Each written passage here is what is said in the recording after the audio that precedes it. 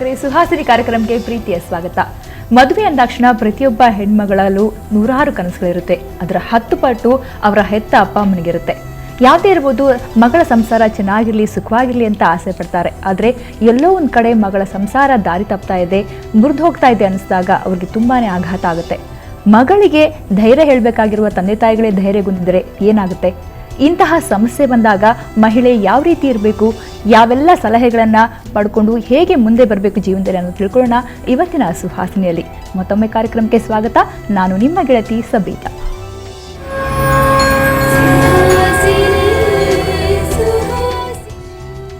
ಈ ಬಗ್ಗೆ ಮಾತಾಡೋದಕ್ಕೆ ನಮ್ಮ ಜೊತೆ ಇದ್ದಾರೆ ವಕೀಲರಾದಂಥ ರಾಜೇಶ್ವರಿ ಅವರು. ಬನ್ನಿ ಕಾರ್ಯಕ್ರಮ ಶುರು ಮಾಡೋಣ. ರಾಜೇಶ್ವರಿ ಮೇಡಮ್, ನಿಮಗೆ ಕಾರ್ಯಕ್ರಮಕ್ಕೆ ಸ್ವಾಗತ. ನಮಸ್ತೆ ಸವಿತಾ. ಮೊದಲೇದಾಗಿ ಸಂಸಾರ ಅಂದರೆ ನೂರಾರು ಕನಸುಗಳಿರುತ್ತೆ. ಹೆಣ್ಣು ಹುಡುಗಿಗಿರ್ಬೋದು, ಅವರ ಅಪ್ಪ ಅಮ್ಮಂಗಿರ್ಬೋದು. ಸೊ ಮೊದಲೇದಾಗಿ ಸಂಸಾರ ಚೆನ್ನಾಗೇ ಹೋಗ್ತಿರುತ್ತೆ, ಎಲ್ಲೋ ಒಂದು ಕಡೆ ಅಪಸ್ವರ ಶುರು ಆಗ್ಬಿಡುತ್ತೆ. ಸೊ ವಿಚ್ಛೇದನ ಅಂತ ಬರೋಕೆ ಏನೆಲ್ಲ ಕಾರಣಗಳು, ಏನೆಲ್ಲ ರೀಸನ್ಸ್ ಇರಬಹುದು ಅಂತೀರಾ? ಯೂಶಲಿ ನಮ್ಮ ಇಂಡಿಯನ್ ಹುಡುಗಿರಿಗೆ ಈ ಸಿಂಡ್ರೆಲಾ ಸಿಂಡ್ರೋಮ್ ಅಂತ ಒಂದು ಸಫರ್ ಮಾಡ್ತಾರೆ ಸೈಕಾಲಜಿಕಲಿ. ಏನಂದರೆ ರಾಜ ಥರ ಬರ್ತಾನೆ ಹಸ್ಬೆಂಡು, ಹಾರ್ಸ್ ಮೇಲೆ ಕೂರಿಸ್ಕೊಂಡು ಅರಮನೆ ಕರ್ಕೊಂಡು ಹೋಗ್ತಾನೆ, ಚೆನ್ನಾಗಿ ನೋಡ್ಕೊತಾನೆ. ಅದೇ ಅವ್ರ ಮೈಂಡಲ್ಲಿರುತ್ತೆ. ಫಿಲಮ್ಸ್ ನೋಡಿಕೊಂಡು ಇದೇ ಥರ ಇರುತ್ತೆ. ರಿಯಾಲಿಟಿ ಅವ್ರಿಗೆ ಗೊತ್ತಿರಲ್ಲ. ಮ್ಯಾರೇಜ್ ಅಂದರೆ ಎಷ್ಟು ಅಪ್ಸ್ ಆ್ಯಂಡ್ ಡೌನ್ಸ್ ಇದೆ ಅಂತ ಅವ್ರಿಗೆ ರಿಯಾಲಿಟಿ ಗೊತ್ತಿರಲ್ಲ. It is A colourful life ಅಂತ ಅಂದ್ಕೊಂಡು ಆ ಫುಲ್ ಎಕ್ಸ್ಪೆಕ್ಟೇಷನಿಂದ ಅದಲ್ಲಿ ಎಂಟ್ರ್ ಆಗ್ತಾರೆ. ಅವ್ರಿಗೆ ಅದು ಒಂದು ನ್ಯೂ ಎಕ್ಸ್ಪೀರಿಯನ್ಸ್. ಅವ್ರಿಗೆ ಹೆಂಗೆ ಟ್ಯಾಕಲ್ ಮಾಡಬೇಕು ಅಂತ ಗೊತ್ತಾಗಲ್ಲ. ಹೌ ಟು ರಿಯಾಕ್ಟ್ ವಿತ್ ಅವ್ರವ್ರ ಇನ್ಲಾಸ್ ಜೊತೆ ಹೆಂಗೆ ರಿಯಾಕ್ಟ್ ಮಾಡಬೇಕು. ಫಸ್ಟ್ ಆಫ್ ಆಲ್ ಅವ್ರಿಗೆ ಪ್ರಾಬ್ಲಮ್ ಅಂತ ಆದಾಗ ಅದು ಪ್ರಾಬ್ಲಮ್ ಅಂತ ರೆಕಗ್ನೈಸ್ ಮಾಡೋ ಅಷ್ಟು ಕೆಪಾಸಿಟಿ ಅವ್ರಿಗಿರಲ್ಲ. ಅದನ್ನು ವಿಸ್ಟ್ಯಾಂಡ್ ಮಾಡ್ಕೊಂಡೇ ಹೋಗ್ತಾರೆ. ಫಸ್ಟು ಲವ್, ಹಸ್ಬೆಂಡ್ ಮೇಲಿರೋ ಲವ್ಗೋಸ್ಕರ, ಮತ್ತು ಆ ರೆಪ್ಯುಟೇಷನ್ ಸ್ಪಾಯ್ಲ್ ಆಗಬಾರ್ದು. ಹಸ್ಬೆಂಡ್ದು ರೆಪ್ಯುಟೇಷನ್ ಟುವರ್ಡ್ಸ್ ಅವ್ರ ಅಪ್ಪ ಅಮ್ಮ ಮುಂದೆ ರೆಪ್ಯುಟೇಷನ್ ಹಾಳಾಗಬಾರ್ದು ಅಂತ ಕಂಪ್ಲೇಂಟ್ ಮಾಡಲ್ಲ. ಮತ್ತು ಸೊಸೈಟಿ ಫಿಯರ್ ಇರುತ್ತೆ. ಮತ್ತು ಇಷ್ಟು ವರ್ಷ ನಾನು ಪ್ರಾಬ್ಲಮ್ ಈ ಮ್ಯಾರೇಜಲ್ಲಿ ಇದ್ದೀನಿ, ಅದನ್ನು ಇಷ್ಟು ದಿನ ಇದ್ದಾಗ ಇನ್ನೂ ಸ್ವಲ್ಪ ದಿನ ನಾನು ಯಾಕೆ ಸ್ಟ್ಯಾಂಡ್ ಮಾಡ್ಕೊಬಾರ್ದು ಅಂತ ಆ ಹೋಪ್ಸಲ್ಲಿರ್ತಾರೆ. ಅಂಡರ್ಸ್ಟ್ಯಾಂಡಿಂಗ್ ಮಾಡ್ಕೊಳಕ್ಕೆ ಅವ್ರವ್ರೇ ದೇ ಗಿವ್ ಟೈಮ್. ಅದು ಟೈಮ್ ಕೊಡ್ತಾ ಕೊಡ್ತಾ ಸ್ಟ್ರೆಚ್ ಎಷ್ಟು ಹೋಗುತ್ತೆ ದೇ ಗೆಟ್ ಇಂಟು ಎಷ್ಟು ಡಿಪ್ರೆಷನ್ ಅಂದರೆ ಈ ಇದು ಸೂಸೈಡ್ ಲೆವೆಲ್ ತನಕ ಹೊರಟೋಗ್ತಾರೆ ಸಬಿತಾ. ದೇರ್ ಆರ್ ತುಂಬ ರೀಸನ್ಸ್ ಇದೆ. ಏನಂದರೆ ಟೈಮ್ ಇರಲ್ಲ. ಬೇಸಿಕಲಿ ಇಬ್ರಿಗೂ ಟೈಮ್ ಇರಲ್ಲ, ಕಮ್ಯುನಿಕೇಟ್ ಮಾಡಲ್ಲ. ಟೈಮ್ ಟು ಟೈಮ್ ಕಮ್ಯುನಿಕೇಷನ್ ಮಾಡೋಕ್ಕೆ ಇಂಡಿಪೆಂಡೆಂಟ್ ಥಾಟ್ಸ್ ಇರಲ್ಲ ಅವ್ರಿಗೆ. ಅಪ್ಪ ಅಮ್ಮ ಅಕ್ಕ ಬಾವ ಏನು ಹೇಳ್ಕೊಡ್ತಾರೋ ಅದು ಪೊಪ್ಪೆಟ್ ಥರ ಇರ್ತಾರೆ. ಬ್ಲೈಂಡ್ ಆಗಿ ಬ್ಲೈಂಡು ಕೂತ್ಕೊಂಡ್ರೆ ಕೂತ್ಕೋ. ಆ ಪಾರ್ಟಿಗೆಲ್ಲರೂ ಹೋಗ್ಬೇಕಂದ್ರೂ ಸಡನ್ನಾಗಿ ಹೋಗಿ ಅಕ್ಕನಿಗೆ ಇಲ್ಲ, ಭಾವನಿಗೆ ಇಲ್ಲ, ಅಪ್ಪನಿಗೆ ಇಲ್ಲ, ಅಮ್ಮನಿಗೆ ಫೋನು.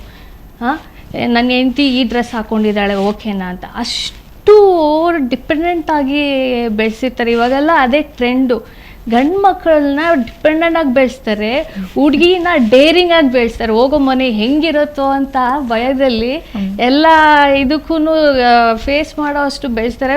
ಹುಡುಗನಿಗಂತೂ ಇಂಡಿಪೆಂಡೆಂಟ್ ಥಾಟೇ ಇರಲ್ಲ.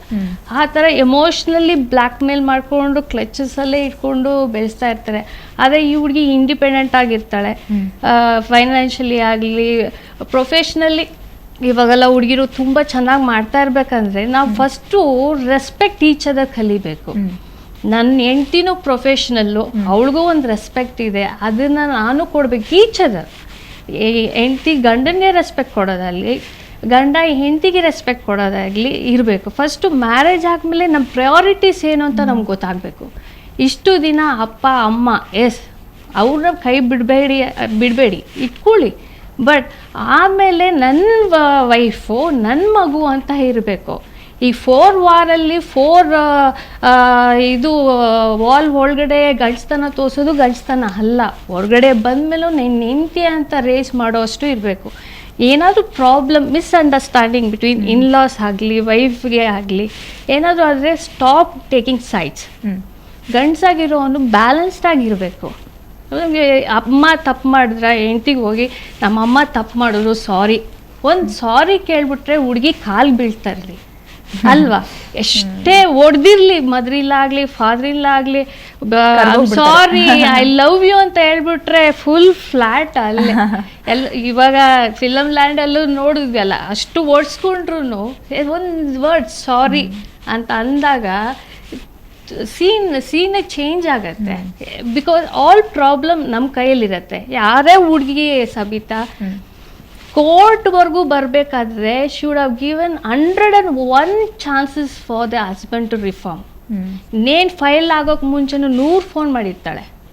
ಅವಾಗೆಲ್ಲನೂ ಅದನ್ನು ಅಪ್ರಿಷಿಯೇಟ್ ಮಾಡಿದೆ. ಲಾಸ್ಟ್ ಮೂಮೆಂಟಲ್ಲಿ ನೀನು ಏನಾದರೂ ಮಾಡ್ಕೋ, ನಾನ್ ರೆಡಿ ಫೇಸ್ ಅಂತ ಆ ಕಾರ್ನರ್ಗೆ ಎಲ್ಲೋ ಒಂದ್ ಕಡೆ ಐಡೆಂಟಿಫಿಕೇಶನ್ ಆಫ್ ಪ್ರಾಬ್ಲಮ್ ಇದೆಯಲ್ಲ, ಸಮಸ್ಯೆ ಈಗ ನಂಗೆ ಸಂಗಾತಿಯಿಂದ ನಂಗೆ ಸಮಸ್ಯೆ ಏನ್ ಆಗ್ತಿದೆ ಅನ್ನೋದನ್ನೇ ಐಡೆಂಟಿಫೈ ಮಾಡ್ಬೇಕು. ಫಸ್ಟ್ ಪ್ರಾಬ್ಲಮ್ ಅದು ಕನ್ಫ್ಯೂಷನ್ ಅಂತ ನೋಡ್ಕೊಬೇಕು. ಮಿಸ್ಅಂಡರ್ಸ್ಟ್ಯಾಂಡಿಂಗ್, ಹರಾಸ್ಮೆಂಟ್ ಇದೆ, ಅದು ಫಿಸಿಕಲ್ ಹರಾಸ್ಮೆಂಟಾ, ಫೈನಾನ್ಷಿಯಲ್ ಹರಾಸ್ಮೆಂಟಾ, ಎಮೋಷನಲ್ ಹರಾಸ್ಮೆಂಟಾ, ಈ ಕ್ಯಾಟಗರಿಲಿ ಎಲ್ಲಿ ಆ ಹುಡುಗಿ ನಿಲ್ತಾಳೆ ಅಂತ ಆ ಪೇರೆಂಟ್ಸು ಗೇಜ್ ಮಾಡಬೇಕು.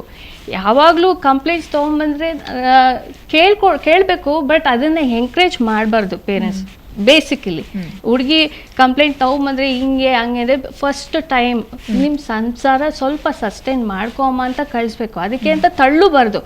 Balanced the support, parents support balanced ಆಗಿರಬೇಕು. ತುಂಬ ಪ್ಯಾಂಪ್ರಿಂಗು ಮಾಡಬಾರ್ದು, ಹಾಗೆ ನೆಗ್ಲೆಕ್ಟು ಮಾಡಬಾರ್ದು ಆ ಹುಡುಗಿನ.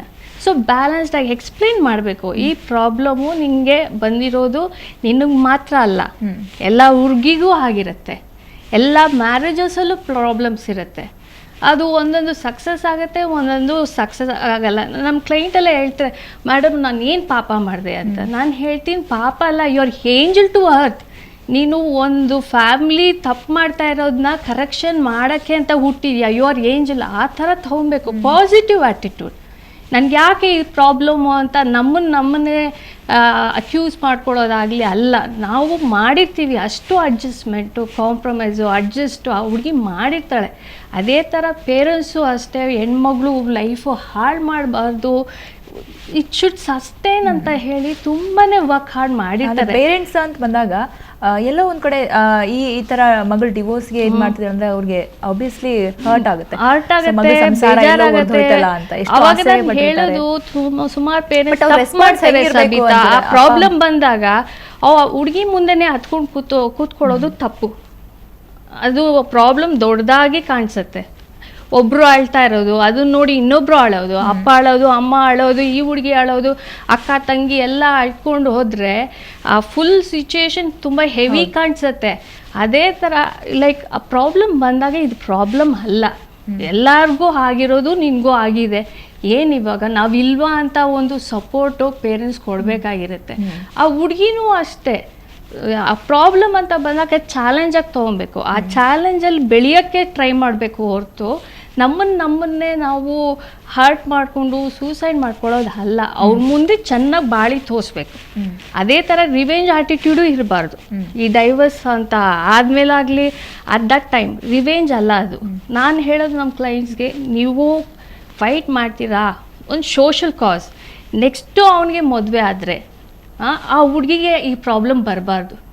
ಅಟ್ಲೀಸ್ಟ್ ಇಂಡಿಪೆಂಡೆಂಟ್ ಥಾಟ್ ಇಲ್ವಾ, let him think year after.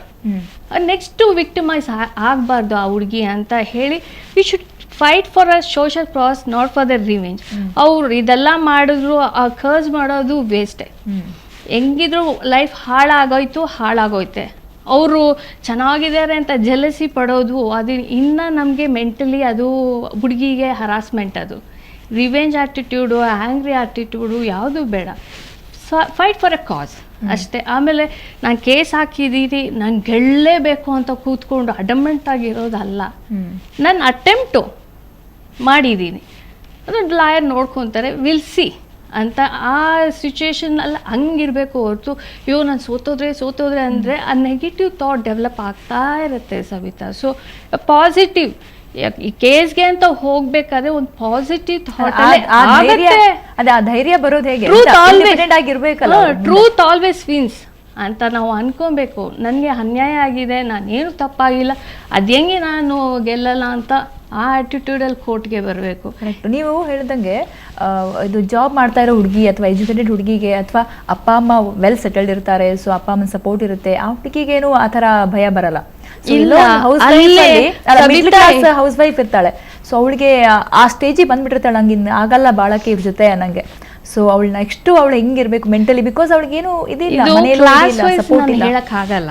It depends upon the personality development of A woman. ಇವಾಗ ಆ ಹುಡುಗಿಗೆ ಏನು ಕೆಪಾಸಿಟಿ ಇರುತ್ತೆ ವಿತ್ ಸ್ಟ್ಯಾಂಡ್ ಮಾಡೋಕ್ಕೆ. ಒಬ್ಬೊಬ್ಬರು ಎಷ್ಟೇ ಹರಾಸ್ಮೆಂಟ್ ಕೊಡ್ರಿ ಅದಲ್ಲೇ ಬಾಳ್ತಾರೆ. ಹರಾಸ್ಮೆಂಟ್ ಕೊಡಲಿಲ್ಲ ಗಂಡ ಅಂದರೆ ಲವ್ ಇಲ್ಲ ಅಂತ ಅನ್ಕೊತಾರೆ, ಆ ಲೆವೆಲಲ್ಲೂ ಇರ್ತಾರೆ.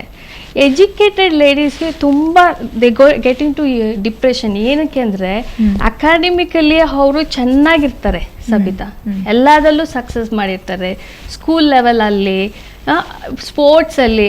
ಸಡನ್ನಾಗಿ ಈ ಥರ ಫೇಲಿಯರ್ ಆದಾಗ ಫ್ಯಾಮ್ಲಿಯಲ್ಲಿ ನಾನು ಮೋಸ ಹೋದ್ನಲ್ಲ, ಆ ಫೇಲಿಯರ್ನ ಅಕ್ಸೆಪ್ಟ್ ಮಾಡ್ಕೊಳ್ಳೋಕ್ಕೆ ಅವ್ರಿಗೆ ಮೈಂಡ್ ಇರಲ್ಲ, ಸಸ್ಟೈನ್ ಮಾಡೋಕ್ಕೆ ಧೈರ್ಯ ಇರಲ್ಲ. ಆ ಥರ ಪ್ರಾಬ್ಲಮ್ಸ್ಗಳು ಇಟ್ ಡಿಪೆಂಡ್ಸ್ ಆನ್ ಇಂಡಿವಿಜುವಲ್. ಅದಕ್ಕೆ ಎಜುಕೇಟೆಡ್ ಲೇಡೀಸ್ಗೆ ಸ್ವಲ್ಪ ತುಂಬ ಪ್ರಾಬ್ಲಮ್ ಅದು.